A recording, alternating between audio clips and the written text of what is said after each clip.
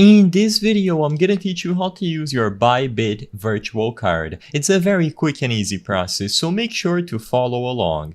The access to a virtual Bybit debit card is going to be available on the latest version of the mobile app. So what you have to do is download or update the mobile app, sign into your account where you have a card attached to, and in there, tap on the card option or select your card.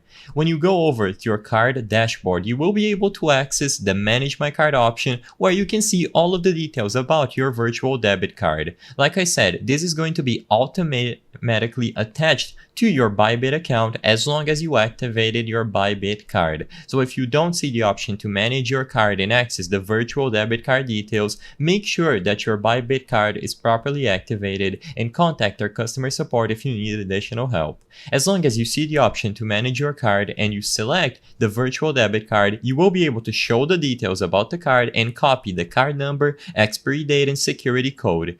As you might expect, this is everything that you need to complete purchases online. So with the card number, expiration date, and security code at hand, you can go over to any checkout page, select credit or debit card as the payment method, and input all of the details about your virtual debit card from Bybit.